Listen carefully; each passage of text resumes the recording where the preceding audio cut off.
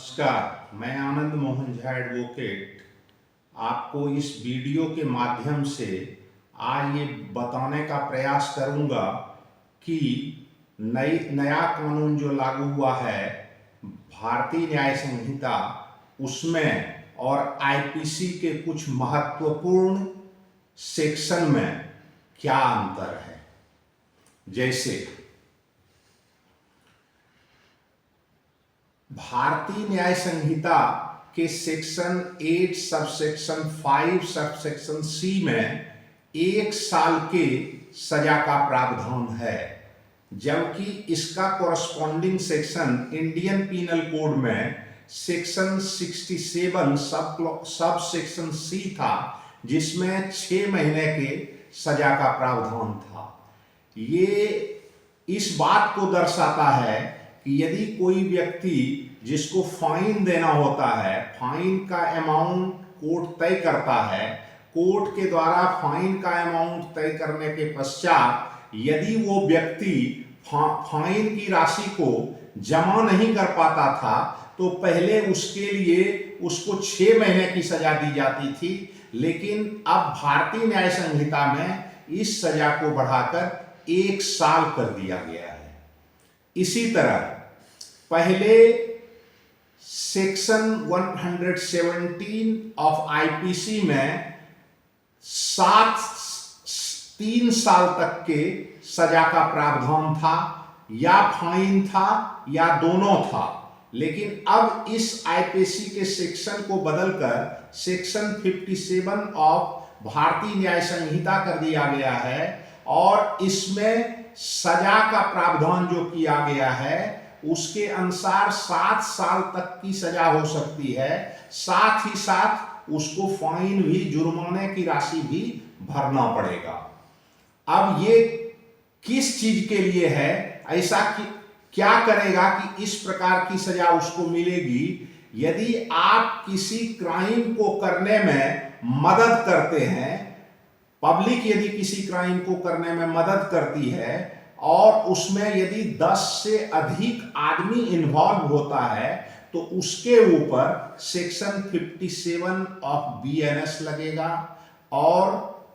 सजा का प्रावधान जो है वो 7 साल तक कर दिया गया है और साथ ही साथ उसे जुर्माने की राशि भी भरनी होगी। एक सेक्शन था आईपीसी में जो कि 373 ऑफ आईपीसी के रूप में जाना जाता था। उसमें सजा का प्रावधान जो है वो 10 साल तक का था और उसको जुर्माने की भी राशि भरनी होती थी, लेकिन अब उसे बदलकर सेक्शन 99 ऑफ भारतीय न्याय संहिता कर दिया गया है, जिसमें सजा का प्रावधान जो है वो 7 साल से कम नहीं होगा, लेकिन उसको बढ़ा के 14 साल तक किया जा सकता है और साथ ही साथ जुर्माने की राशि भी उसे अदा करनी होगी। ये क्या करने पर ऐसी सजा होगी? यदि कोई बच्चे को खरीदकर बच्चे को प्रोस्टिट्यूशन में धकेलता है, मतलब बच्चे से यदि प्रोस्टिट्यूशन करवाता है तो उसके लिए इस प्रकार के सजा का प्रावधान बीएनएस में किया गया है। इसके बाद अब एक सेक्शन था आईपीसी में, एक सेक्शन था 303 ऑफ आईपीसी। 303 ऑफ आईपीसी में सजा का प्रावधान जो था वो डेथ तक का प्रावधान था, लेकिन अब इस सेक्शन को बदलकर 104 ऑफ भारतीय न्याय संहिता कर दिया गया है, जो कि पनिशेबल विथ डेथ है और with imprisonment for life which shall mean the remainder of that person's natural life। ये जो सेक्शन है, ये सेक्शन लाइफ कन्विक्ट, यदि किसी प्रकार का कोई ऑफेंस करता है, लाइफ कन्विक्ट जो है यदि किसी का मर्डर करता है तो लाइफ कन्विक्ट के सजा के लिए आईपीसी में 303 ऑफ आईपीसी था, जो कि that was punishable with death, but now it has become punishable with death or with imprisonment for life, which shall mean the remainder of the person's natural life. इसी प्रकार IPC में एक section है 304 of IPC. इसमें सजा का जो प्रावधान था, टर्म विच में एक्सटेंड टू 10 years और फाइन और both, but now it has become 105 of भारतीय न्याय संहिता and a term of which may extend to 10 years and with fine।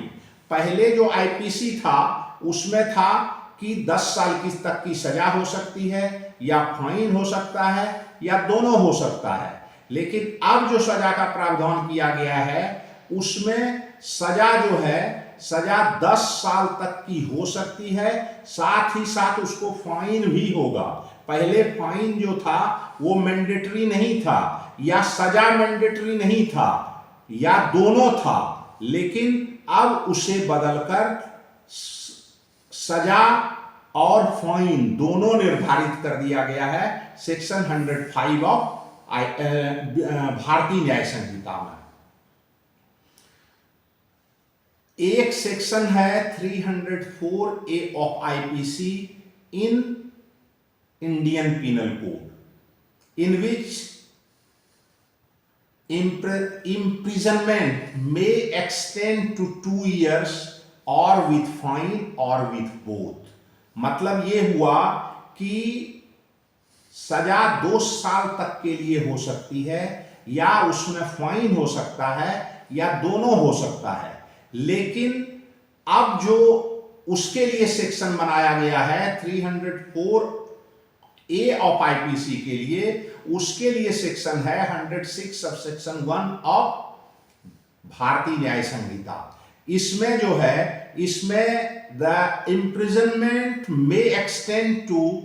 2 years for medical practitioner, may extend to 5 years for others and shall also be liable to fine। 106(2) may extend to 10 years and shall also be liable to fine। ये cause of death by negligence के लिए इस प्रकार की सजा का निर्धारण भारतीय न्याय संहिता में किया गया है। तो आज की वीडियो में इतना ही, आगे फिर अगले वीडियो में मैं बताने का प्रयास करूंगा।